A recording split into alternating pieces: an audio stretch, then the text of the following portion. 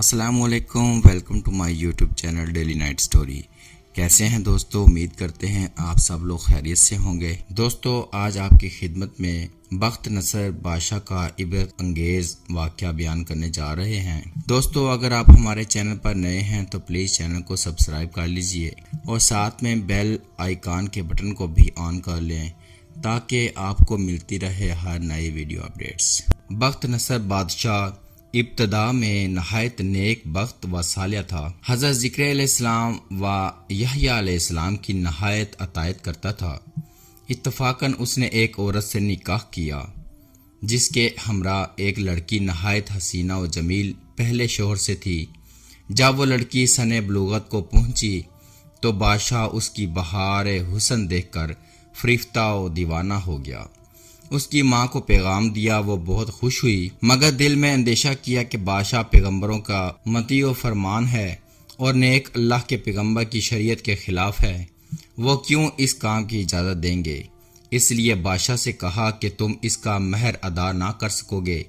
اس نے دریافت کیا کہ کتنا مہر ہے؟ جو کچھ کہو میں دوں گا۔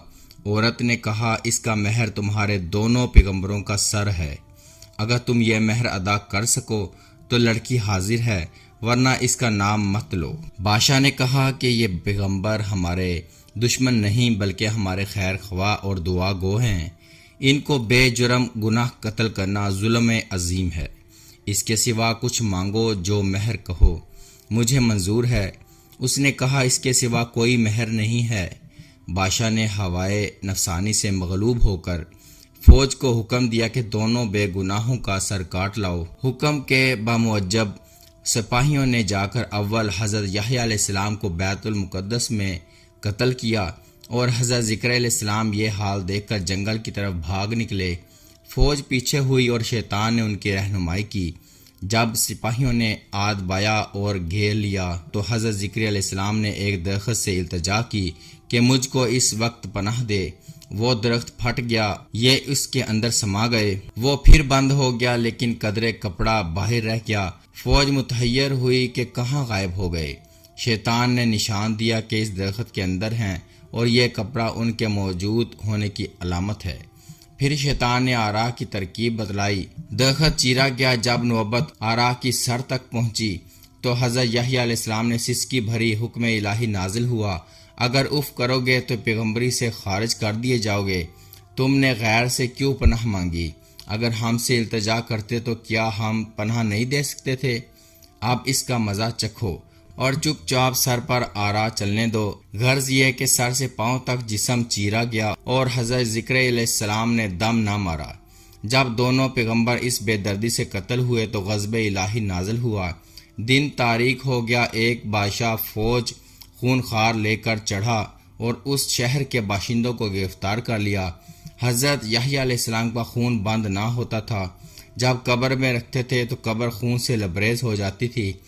بادشاہ کے لشکر نے قسم کھائی کہ جب تک خون بند نہ ہوگا میں قتل سے باز نہ رہوں گا۔ ہزارہ آدمی تاطیغ کر دیے گئے لیکن خون بند نہ ہوا۔ اس وقت ایک شخص حضرت یحییٰ علیہ السلام کی لاش پر آیا اور کہا کہ تم پیغمبر ہو یا ظالم؟ ایک خون کے بدلے میں 1000 آدمی قتل ہو چکے، اب کیا سارے جہان کو قتل کراؤ گے؟ اتنا کہنا تھا کہ خون بند ہو گیا۔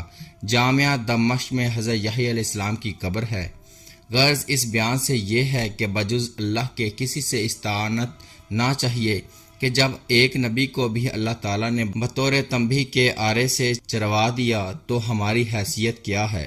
چنانچہ اس لیے اس واقعے سے سبق حاصل کرتے ہوئے ہمیں چاہیے کہ نہ تو کبھی کسی پر کوئی ظلم کریں اور نہ اللہ کے سوا کسی سے مدد مانگے۔ اللہ تعالی ہم سب کو عمل کرنے کی توفیق عطا فرمائے، آمین یا رب العالمین۔